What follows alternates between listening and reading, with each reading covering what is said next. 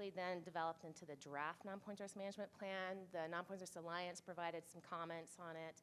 EPA provided comments, and then we had a public comment period leading up to administrative action hearing in front of the Water Quality Control Commission in April of this year. So how is the 2022 management plan different from the 2012?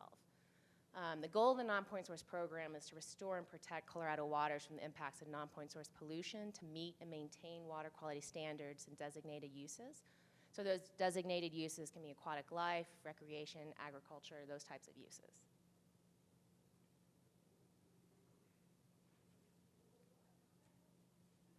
So we do this through 6 objectives.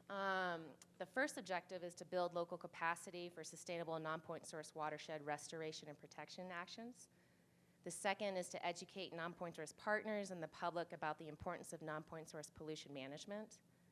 And the third is to characterize the extent of non-point source impacted watersheds to target technical and financial resources. The fourth objective is to reduce non-point source pollution impacts to Colorado's waters. The fifth objective is to build partnerships critical to non-point source pollution management and stay relevant under Colorado's changing climate and landscape. And then the final objective is to ensure efficient and effective non-point source program administration. So we do this through a couple of strategies here that I'm going to highlight. The non-point source program is going to leverage resources for financial and technical assistance. New this year, we have our request for applications that is solicited every year. It's going to be out at the end of this month. Usually that match requirement, that non-federal match requirement is 40%. This year we're actually decreasing that down to 25%. So we're utilizing state water quality improvement funds to help meet that overall grant requirement. And this helps decrease the match burden on a lot of our partners. This was some of the feedback that we received from some of our partners over the years.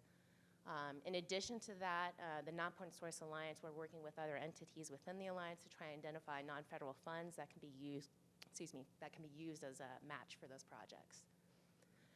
The Non-Point Source Alliance also acts as subject matter experts for various types of projects that might need additional technical assistance. And so, let's see, a couple other. Going back to that watershed basis approach, one of the other big differences this year for our RFA that is identified underneath the new updated management plan is what's called a rotating basin schedule, and you'll see that in that green table there on the left. And so what this means is that, so for the 2023 RFA, which is going to be released on October 21st, the focus is Regulation 34 and 35, which is the San Juan, Dolores, and Gunnison River basins. That doesn't mean we won't accept applications outside of those basins. It just means that applications that meet some of those priorities to target financial and technical resources for those areas, they will receive priority points when they apply. So again, we'll be accepting applications across the state. It's just those applications that meet those priorities for Reg 34 and 35 will receive priority points.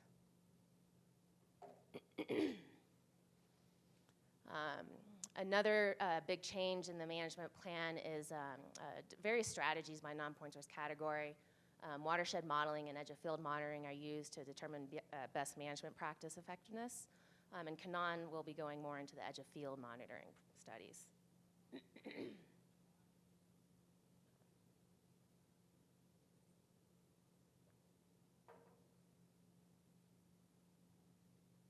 All right, on to eligibility and priorities.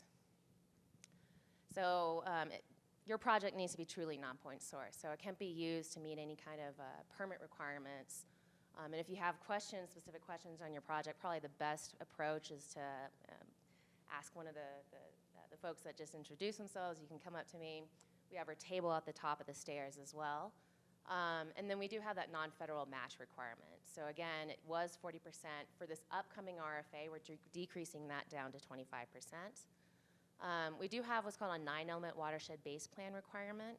If you were here on Tuesday for the funding panel, there are a couple other watershed types of plans that are out there. So stream management plans being probably the most common one that everyone here probably knows. The PL 566 NRCS watershed plans are another one. Hazard mitigation plans, integrated plans, all of those. Depending on what's in those plans, you can usually make those meet the 9 elements. And so again, you just need to, if you're not sure if you have a 9-element watershed-based plan in your area, or not sure you have plans that meet those 9 elements, again, just reach out to us. It's kind of hard to determine. It's usually a case-by-case basis. We need to see what's actually in the plans. But the whole idea is that there is a watershed plan in place that then you implement. And so this kind of helps prioritize what types of projects are going to be done, making sure that there's buy-in for these types of projects. Again, just kind of that importance of the planning process before implementing. One of the other requirements is that there's stakeholder involvement. And this obviously is usually what happens when you have a watershed planning process. You're having a year or two of different types of meetings to identify what types of projects people are interested in, what type of water quality concerns there are, getting that buy-in, getting kind of a prioritized list of what types of projects to meet those water quality improvements that need to be met in that watershed. And then again, the whole emphasis of non-point source programs is to decrease the load reductions, or to decrease the loading of non-point source pollution. The other big emphasis for the management plan update is that it's restoration and protection. So restoration would be any kind of water quality body is not meeting those water quality standards. So you're doing management actions to then improve the water quality to then meet water quality standards for those designated uses. Whereas protection would be the water bodies meeting those water quality standards, and you're just trying to maintain those water quality standards by those management actions.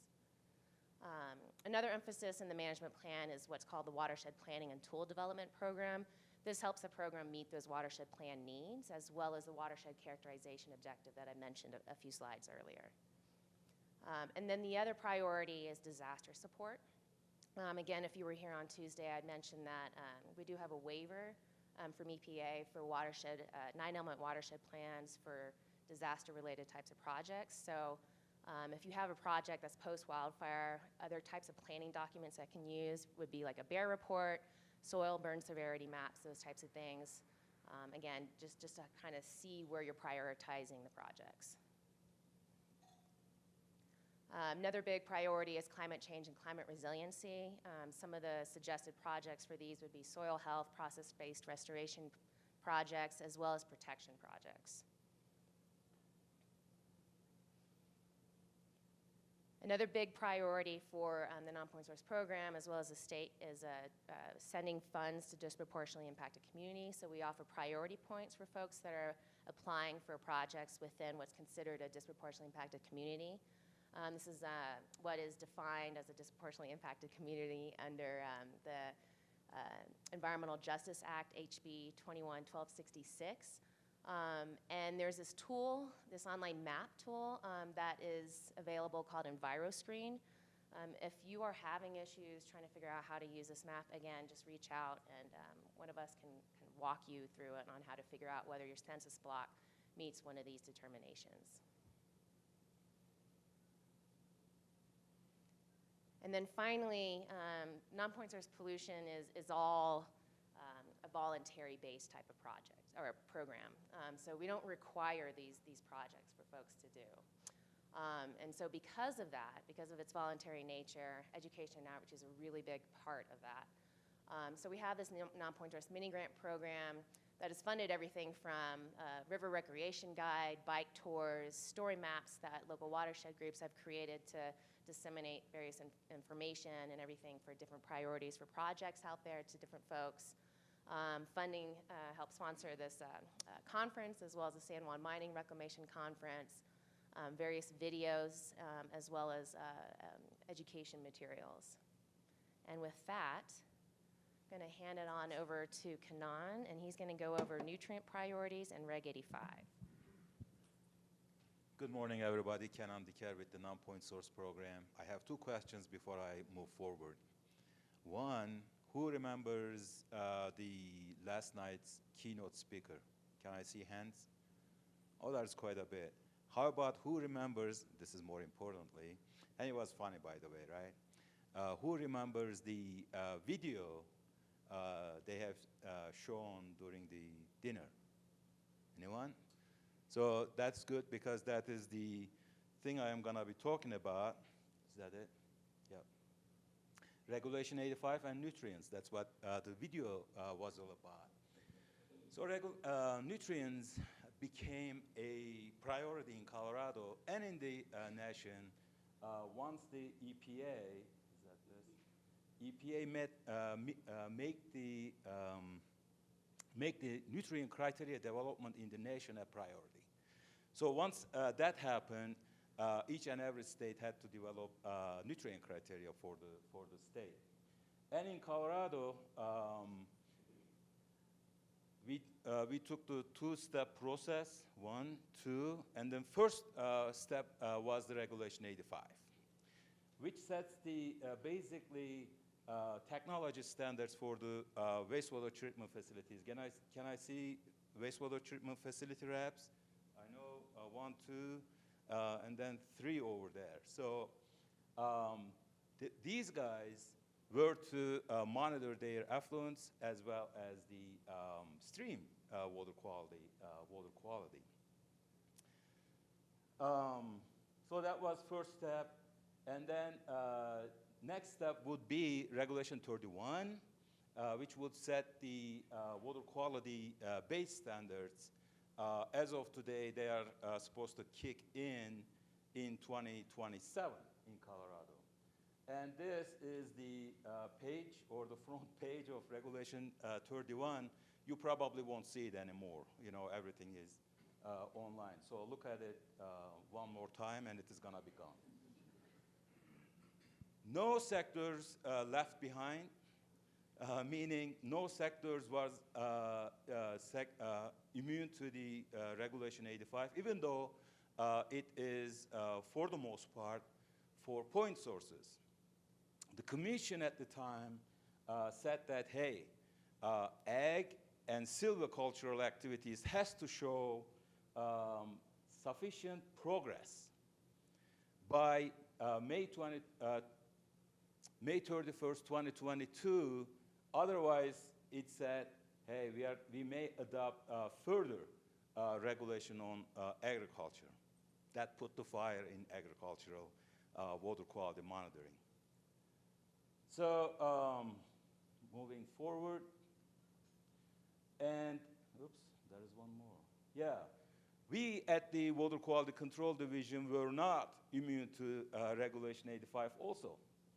The commission asked us to basically work with the regulated community and agricultural community, I should say, and to implement best management practices to control nutrients coming from agriculture potentially, develop a public information and education system, and water quality monitoring program, as well as look at the trading, which is part of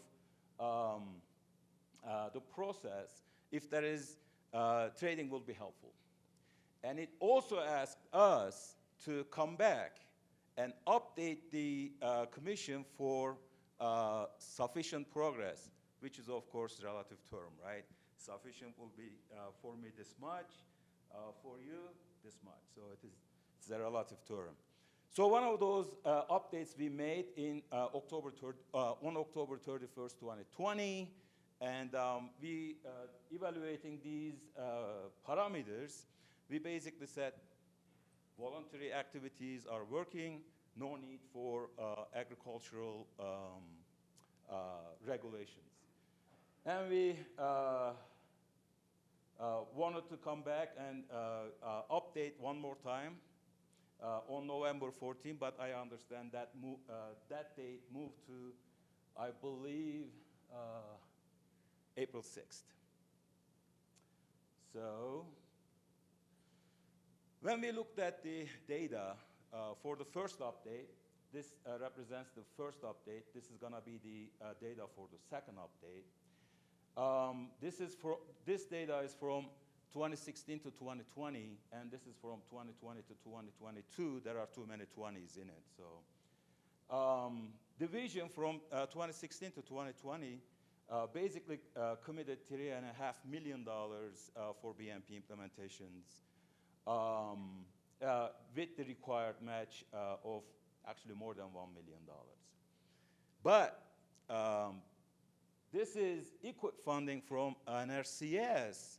That is the average number, $27.5 million a year. That is an average from 2010 to 2020. That means there is a lot of voluntary BMPs going in for agricultural non-point source control for nutrients and everything else. And that is non-voluntary funding, and we don't know other private sector fundings going into the BMPs until 2020, and we still don't know it. We don't need to know it. From 2020 to 2022, we put another $1.2 million, committed $1.2 million, and the equip funding went up to $28.4 million. So it is only increasing. As for the public education and information, between 16 to 20, division conducted 20 activities, and then our partners, including Tyler right there, conducted 120 outreach activities. Interestingly, from 2022, we did 28, even though there was COVID, and our partners did 150. Important factor in here, 40 of them were peer-to-peer outreach activities. As for the monitoring, Estella talked about edge of field monitoring. Most of our contracts include edge of monitoring to basically evaluate or assess the load reductions and assess the effectiveness of those BMPs. So we continued doing the National Water Quality Initiative site monitoring. This is the, these are the projects between USDA, NRCS, and EPA and state. And these guys, edge of field monitoring is not cheap. So CSU, through a CIG grant, trying to bring that cost sub $1,000. Hopefully, that's going to happen, and the use of edge of field monitoring will be widespread a lot more. Monitoring CSU level went from 1 or 2 maybe in 2016 to 7 in 2020. Right now it is at sitting 17. That may include some of our projects because they get subcontracted for our projects. And stakeholders also voluntarily put now more than $750,000 to do surface water monitoring at Department of Agriculture's Agricultural Chemical Program. That is a yearly monitoring program that adds about 70 sites in Colorado. As for trading, we don't get that much trading. There is not much trading, I would say. We got 2 applications. One got approved, that's non-point source to point source. The other one is not so much. With that, I am Kenan Diker. That is Estella Moore, and we approve this message. That is to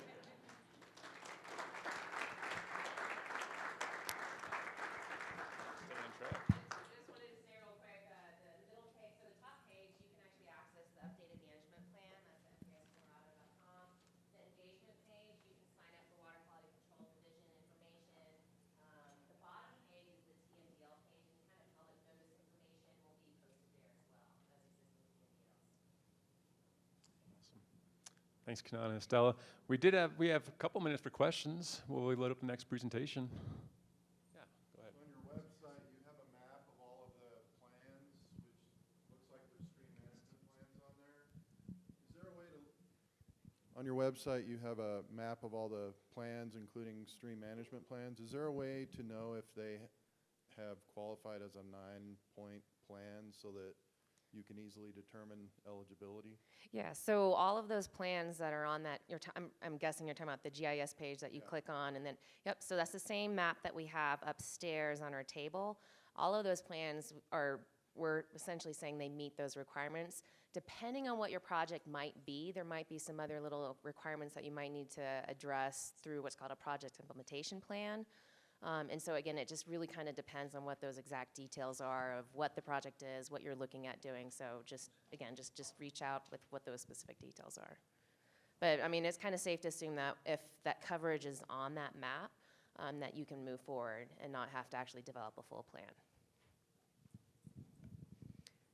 Yes, Judy.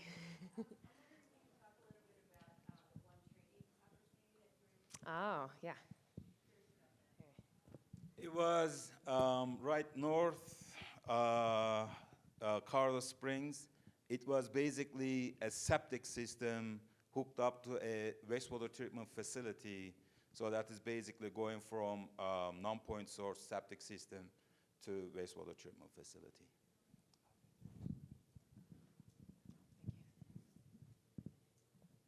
Thanks. I think we can find you at your table later if there's more questions, but thank you very much.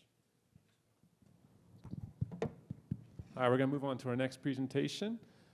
This is Agencies Connecting to Manage the Urban Water Cycle, Denver One Water Plan. And we have Dave Jula with us. He's the Senior Water Services Director at Denver Public Works at the City and County of Denver.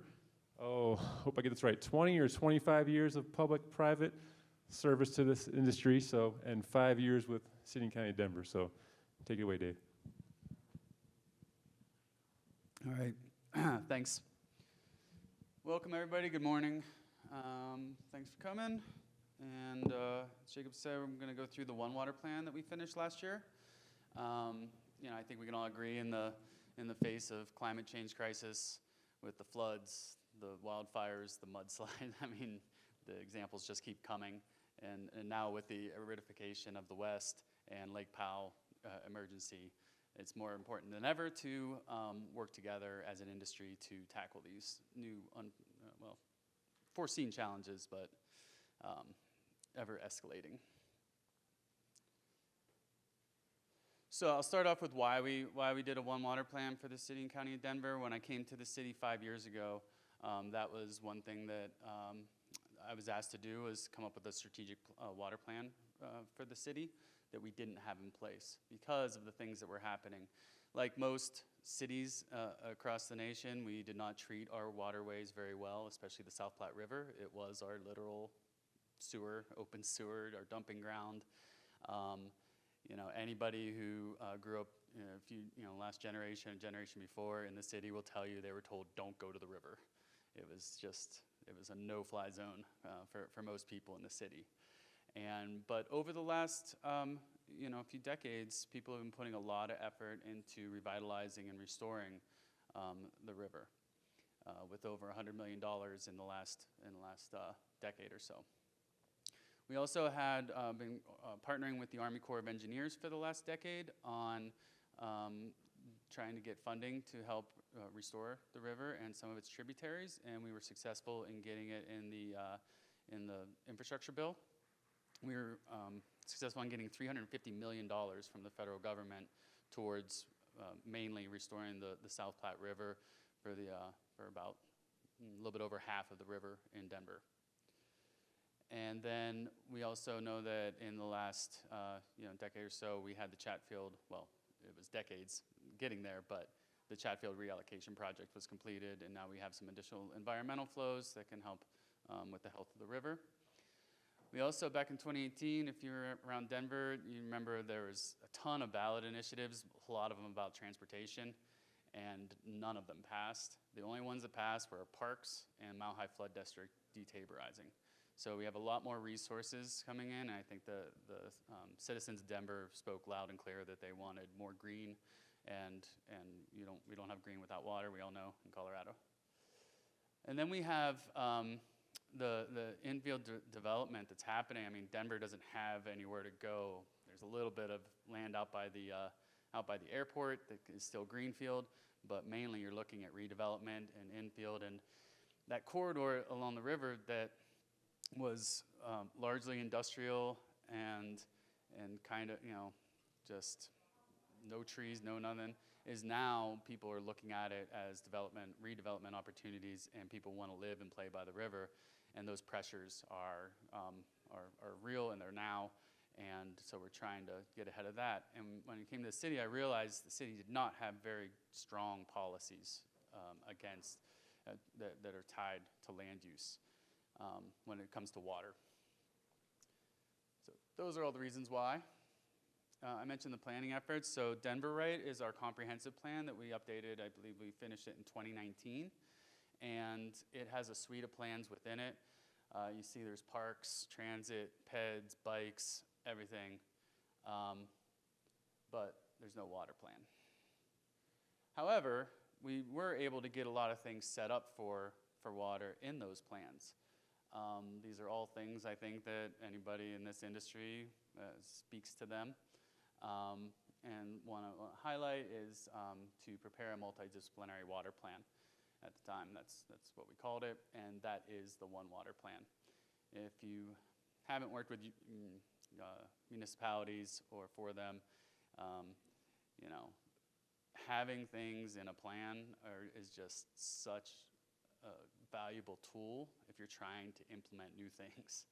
If you go into city council or the mayor's office or whoever the political decision makers are, you know, with an idea that they don't think is theirs, you're probably going to be in an uphill battle. But if you walk in and say like, oh, remember the comp plan that you guys approved a couple years ago? Well, it said this, and here's what it is. They're like, oh, great, good job, thank you. Carry on. So that's kind of was at least my strategy for getting this thing going. And we want the One Water Plan to be that leg of the stool in our suite of comprehensive plans, so that we can implement policies and get them into our rules and regs, ordinance, zoning, whatever it is. So if you don't know how it works in Denver, these are the players. I'll start with the city of, oops, wrong button. City of Denver are responsible for storm and sanitary and flood protection. And then Metro, and I'm sorry, Jacob, it was rebranded while we were doing it, which is great for me because like we call everything at the city wastewater, and I hate it. Like it's just, I've been trying to figure out a good name, but then Denver Water, you know, you can't do that because then we're gonna be confused with the potable water supplier. Anyway, so if anyone has any good ideas, let me know. But we call everything with water or wastewater, whether we're doing eco restoration on Cherry Creek or, you know, a new lift station. It's just all under, because it's our enterprise fund. And it's just like, can we stop calling it waste? I think that's like the worst one to pick. So, you know, that was really good leverage for me at the city when they rebranded to Metro Water Recovery, and they do our sanitary wastewater treatment. And then the Greenway Foundation is a very valuable partner. I mentioned those decades of effort in restoring and revitalizing the river. They're a major part of that. They were formed back after the 1965 floods on the South Platte River. That was, you know, in today's dollars, I think it was like $4 billion in damages, and I forget how many deaths. And Mile High Flood District was formed at that same time.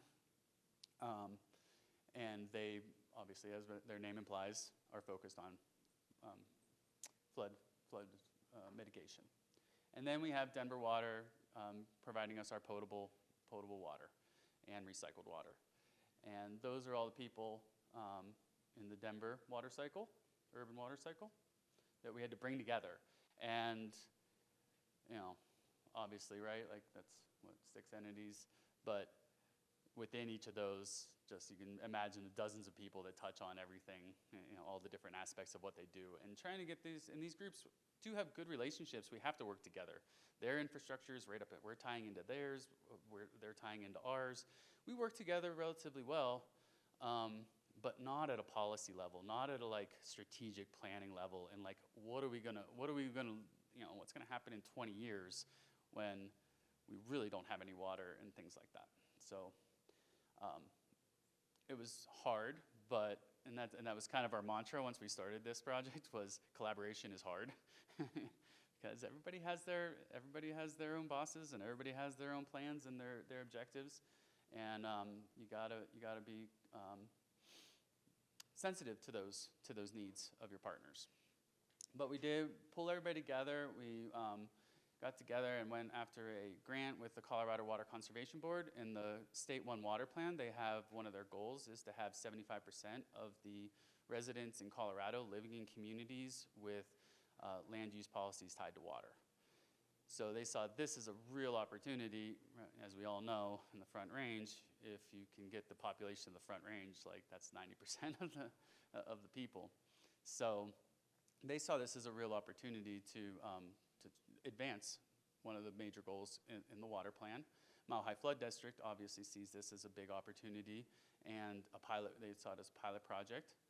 And then pulling in across the city, all the different departments, which typically wasn't done. We did things in silos, and that's really the main purpose of the One Water concept is to break down those silos and start working together. So getting all these people together, we basically got a $200,000 grant from CWCB, and the city and Mile High Flood District contributed the matching funds, overmatched to like $500,000 to do this, to kick off this plan to really set a new program for the city and the partners. So one of the first things we did was pull together an advisory group with over 30-some entities across the board, from local neighborhood concerned people to academia, engineering and development community, getting all that feedback from people on the things we were trying to do and what the potential roadblocks were and opportunities, and a better understanding of what people are doing, not only in the region, but nationwide and worldwide, to try to find best practices and come up with those recommendations in our plan. Like any planning process, we started with a visioning effort with all those entities, with all the project partners, and then came up with a long list of goals, much more than 5.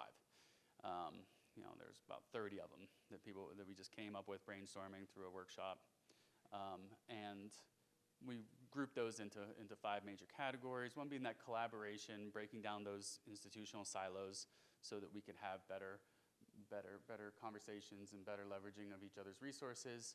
Focusing on multi-beneficial projects. Once again, that's in that traditional, like you had someone over here looking at the floods, someone looking at water quality, somebody looking at good, healthy drinking water, and someone looking at the treatment of the waste. But looking for opportunities, I'll get into some examples on that for multi-beneficial projects. Fostering community support, so that we, one big opportunity for educational outreach, so that people actually understand. I don't know how many times I'm driving around the projects on the city, and I've seen people walk past a trash can to find an inlet to throw their cigarette butt in it, like that was somehow the proper place for it. And you're just like, man, people really need to understand better. Obviously, we have right before this, actually during this process, the city created a climate action, sustainability, and resiliency whole new department in the mayor's office, and so that's a big part of everything that we're doing with this. And then looking at integrated water management solutions, and that's really what One Water was before. It's been around since the late 90s, but it was rebranded as One Water because that just sounds cooler.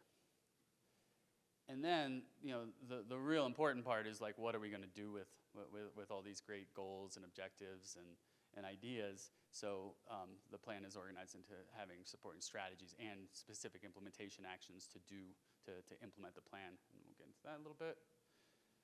One really cool thing we did in the public outreach, that was one of the comments we got. We were being kind of soft with it because we had to be sensitive to all those different entities. Like, I can't go in and tell Denver Water what they should do, or Metro, or whoever. It's a city plan, and we were being kind of soft with it, and being like, well, we're recommending these things, and the public was like, stop! Don't recommend anything. That's worthless. Do something. So that's great because then I can go in when I get a pushback from someone, I can be like, look, everybody said we need to do something now, not just talk, not just recommend things. So each one of those strategies, implementation actions, are organized by priority level, who the lead agency is, who needs to support them, relative level of effort, time frame approximate, and then and so that we can prioritize those, because there's 55 of them, and we all have day jobs. It's not like we all of a sudden got all these new resources to implement this, but I'll get into that. We are assigning resources to it, but trying to like prioritize and focus in and getting task groups working together on it. Another aspect of the plan is the One Water project opportunities, so things that were going on at the time that we felt were good opportunities to get people to work together. I'll get some examples. Like National Western Center is a great one. It's like $1 billion redevelopment of the stock show yards in Denver. And there was 2 7-foot major sanitary mains that were above ground on the bank of the river for the whole reach.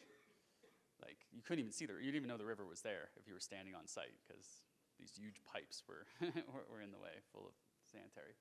So they took those, they moved those over to away from the river onto their site, and they're going to use sewer heat recovery, which I have a slide on in a little bit, to pull off heat and to heat and cool their whole campus moving forward, which is really cool technology.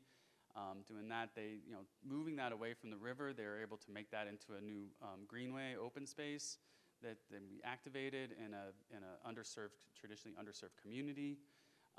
And then the CSU Spur campus building is there, and they're doing stormwater testing and research. So like all these things coming together, that's a great example of One Water. And then we're revitalizing the river right next to it. So that's one of the examples. Those are being prioritized too, and working together to see the South Platte River. I mentioned that, and Denver Water said when we started presenting this, one of our representatives from Denver Water in the group said, "Oh, we have a nature-based solutions budget that we never know what to do with." I was like, "Well, we think this is it's 350 from the feds. We have to match 200 million, and we think it's really going to be 700 million. So." Whatever you got, we can help you spend that immediately. We also did an effort there's an aspect of the plan to come up with metrics moving forward. We're being very thoughtful about those. Like, I've been around long enough in big programs that come up with really great goals and metrics at the beginning of programs, and then halfway through we're like, wait, that didn't make any sense. We need to redo these. So we're just being thoughtful about that as we implement them. I mentioned the community outreach. We had a lot of good participation in that, not precipitation. That's the problem, unless it's too much. And the people's biggest concerns, no surprise, are climate change, drought, and growth of the Denver area. As usual, the things that most of us are challenged with are wildfires and flooding and that are on the low end of it, but they're all connected. So like any good plan, it'll just end up being shelf art if you don't have a implementation strategy with it. So our plan is the One Water Leaders Group, which the OWL group, we get a cute little logo, things like that. So the OWL group is already going, and we meet monthly. We have been all this year, and we've been setting up the governance structure and who and what. It's a large group, and it's growing, and but it's amazing. Another thing that people really, an instant advantage we see is, I don't know about you guys, but we get answer shopping a lot at the city. Someone will go to someone and say, "Hey, I want to do this thing," and usually for their own purposes, their own advantages, and they'll get a no. And they'll go to somebody else and say "Hey, I got this thing I want to do. What do you, And then they go around, and then if they get a yes, then they go back to everybody else and be like, "Well, so and so said that." We right away. We're just when people are coming in, we're talking about it on a monthly basis. Be like, "Hey, this developer wants to do these things." And they're like, "Okay, well, hey, they talk to us. They talk to us. They talk to us. We're just getting them together, and just getting in a room and working these things out. It's a better way to do it." So what are we actually doing with it? What are some of the things we've already done with implementation? We created a new position, which is the one I got, the new Water Services Director for the city, that's overseeing all the different aspects of different departments in the city. Yes, I did create a plan that created me a new job, yes.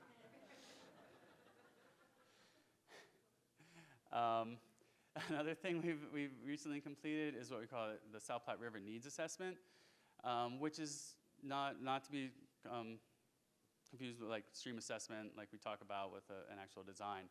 But the city, in an urban environment, right, like it'd be great if we could restore the ecological function of it completely, but that ship has sailed with the dams, the channelization, the urban impacts. Like, we're realistic about this.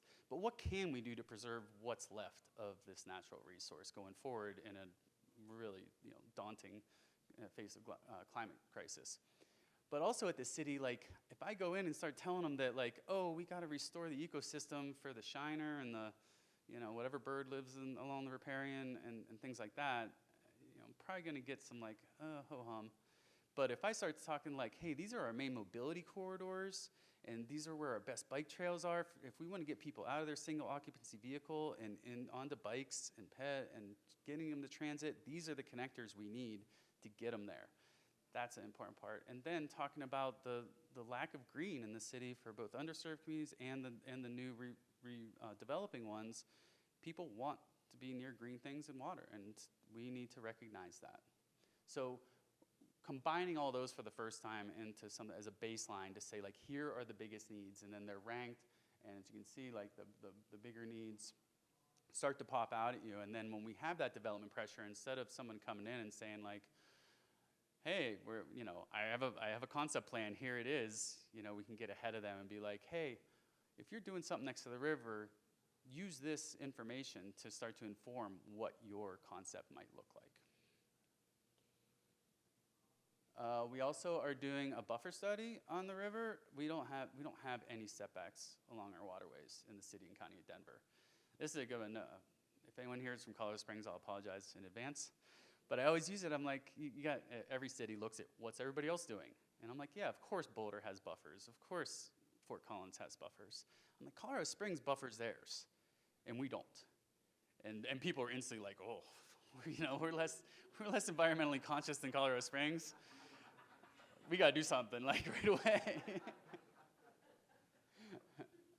So we're in the process of that right now, and that's a fun conversation, because this land is super valuable now, and it's prompting some really interesting discussions across the city.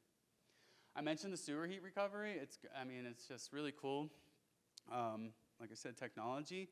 It's also, like, really interesting the way it's evolving, because now I mentioned National Western Center. It's at the downstream. It's right at the Adams County border, at the downstream of Denver sewer shed, right? So it has all those 2 7-foot pipes are full, and there's a lot of heat off there, and now we're talking about sewer heat rights, because people upstream were like, hey, that's cool technology. We'd like to do that with our campus too, and they're saying, like, wait a minute, that's our heat. We just designed our whole campus with no redundancies to heat and cool our campus. If you take it upstream, we don't have enough to function. So that's a really interesting, evolving industry. We're doing gray water education, like other places in the in the country, especially in the West, way ahead of us on these. You got to get over the ick factor, but you're eventually. You're already drinking things that someone probably already used and treated and put back in the system. So sorry. And then we've been doing green infrastructure for years, but we're growing that group within the city, and it's going from an office of green infrastructure to a division within my group, and just looking for new, better ways. This is the 39th Avenue Greenway that was recently completed, and it was really hard politically and really, really challenging, but basically reclaiming an open channel in an urbanized area that we paved over decades ago, and now it's such a cool place, and like I said, it meets all those needs, right? It's like in a rough part of town where they don't have a lot of green things, and now this is in there. So it's a good example. That's what I got.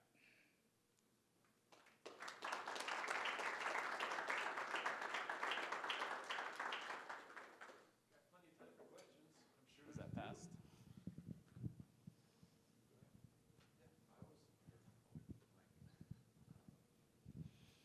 Thank you for the great presentation. I was curious on how the One Water plan will continue to address maintenance needs along these corridors. And I think the revitalization of these spaces is phenomenal, but thinking down the line, how does that interact with maintenance responsibilities for the city and kind of how you're looking to roll that out into more of a programmatic vision? Right, right, and that's a great question because, yeah, it's great if you know to do all this stuff in these areas, but developers leave and and really disappear, and the city's going to have to adopt those, and inherit those and maintain them.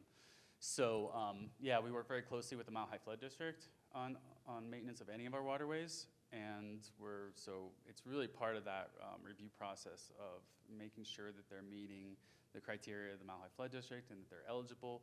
One of those things I mentioned with the detaborizing of the flood district has had a great impact on their budgeting, so their maintenance dollars are higher, and we're actually at a point where we're like, we got to find ways to spend this. So those are some of the things we're doing, but and that's really where we're trying to get communities to do more sustainable solutions, because nature-based solutions are just easier to maintain.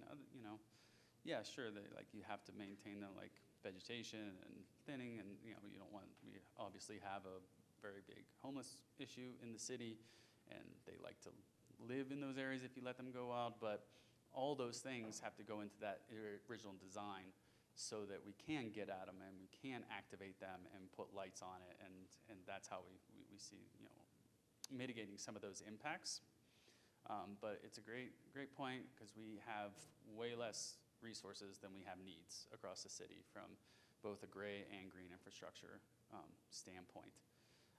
So, I mean, being cognizant of that and trying to get ahead of it, and not letting people put things in that we know is going to be a nightmare, because we're never going to be able to get in there and maintain it. Mm-hmm.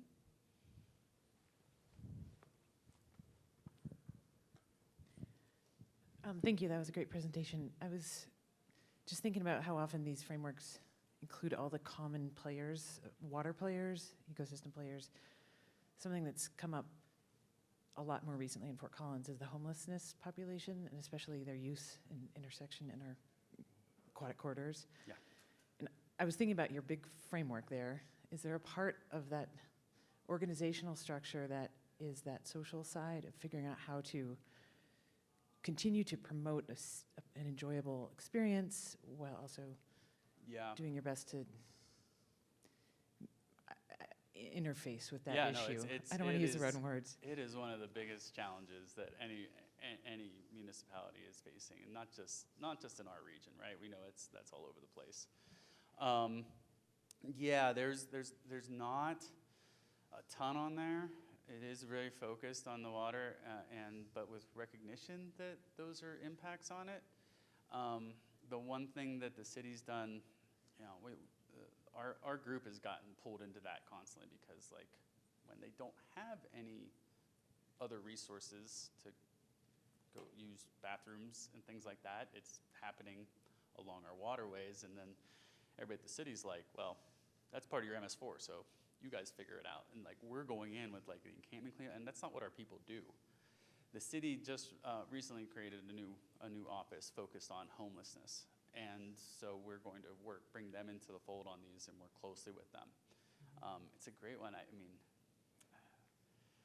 We don't have the answers, and definitely not in this plan. But yeah, it's a great point.